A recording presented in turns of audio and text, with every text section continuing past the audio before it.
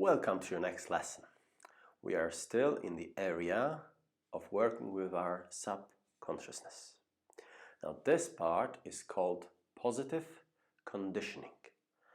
We need to order our subconscious mind, our subconsciousness, to work for us.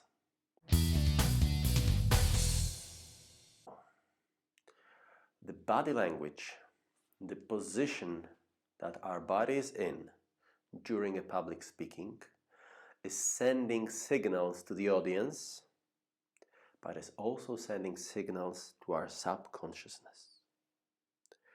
So now I'm going to teach you the positions that will order your subconsciousness to send positive thoughts and emotions into your consciousness, and therefore help you to perform to the best of your abilities. Now there are 4 main positions I'm going to teach you during this lesson. Please write them down. So position number 1 is the position of control. Please write that down. Control, position of control. The second position is the position, I'm not sure I'm good in drawing this, of the upper tower. Upper tower.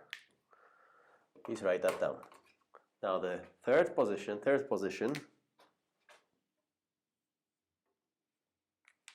is the position that I call, let me think about it.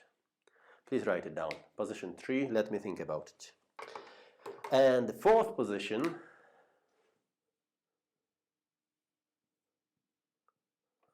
is the position of open book or openness. Position of open book or openness. These are the 4 positions. Now as a bonus I'm going to add the 5th one. The 5th one is a rescue position for critical situations. Now let us try those on ourselves. Let us begin. The first position I'm going to teach you is the position of control. The position of control you get by putting your feet at the width of your arms, bending your elbows 90 degrees, and putting your hands in the way that you would conduct, like you would like to conduct an orchestra, like a conductor starting an orchestra.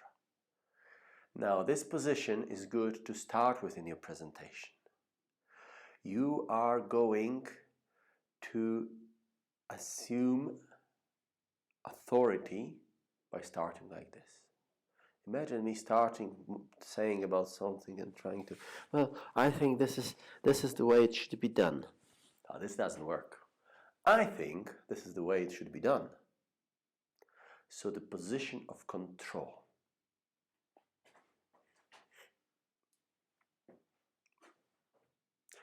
Second position I'm going to teach you is the upper tower.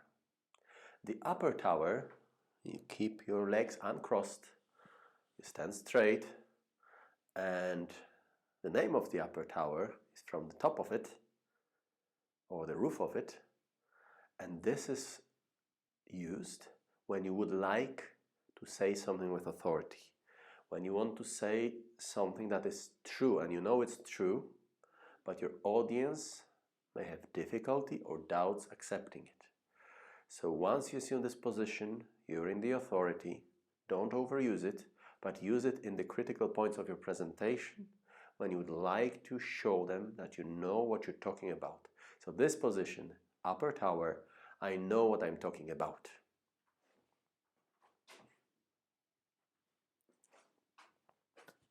Now, the third position I'm going to teach you today is the let me think about it. So let me think about it. You do a little bit of crossing. Look up in the air, try to do it to the left. And this position is used when during the discussion you are asked a question that you don't have an immediate answer for. Buy time, assume the position. Let me think about it. And during that moment, you can either think of an answer or remember one of the general keys to such situations, general answers that I give you in the further part of this course. Let me think about it.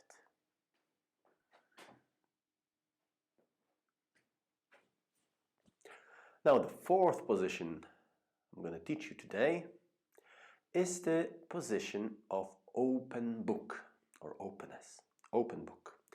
This is the most difficult position to put yourself into in front of the crowd or in front of the audience.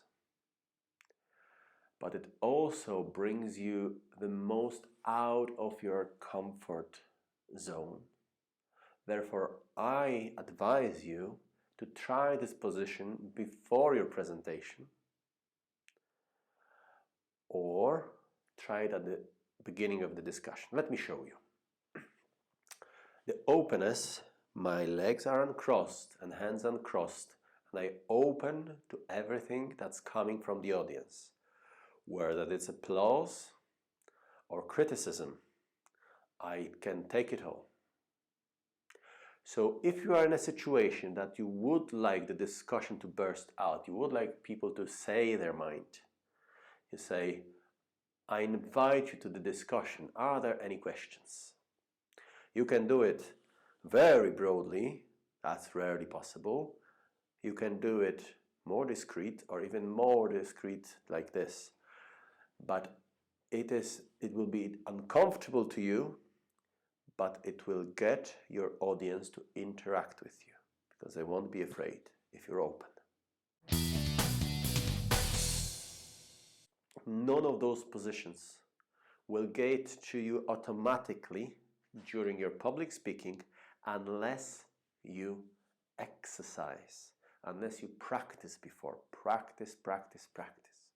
So now I invite you to practice with me the 4 positions in a random order. So please stand up, and whenever I say a name, please get into that position as quickly as possible and then swap over.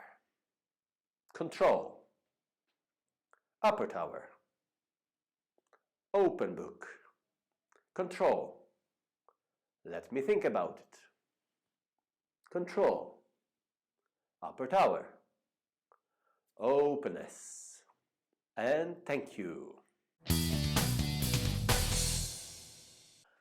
Attention, this is a bonus, the 5th position, the rescue position. This one you're going to use whenever you're in trouble. Now, every now and again, during your public speaking, you will encounter somebody, whether they're in the right mind or not, that will try to crush you down. They will criticize and shout and get very emotional and then yapping at you. Now there is one position that you can use with respect that will stop this attack. Now, first of all, if you remain calm, at least externally, you are already winning with this person. If you thank them for sharing, you're morally superior. And to stop their monologue, you assume the position I call talk to the hand. So, how to do that? Well, first I look deeply in somebody's eyes. I say, thank you for sharing, holding out my hand and creating barrier between me and this person, breaking eye contact, moving away to the other part of the stage or the audience, holding my hand, holding this person in check with my hand, and asking for more questions. Are there any more questions? So again, deep in the eyes, thank you for sharing. Are there any more questions?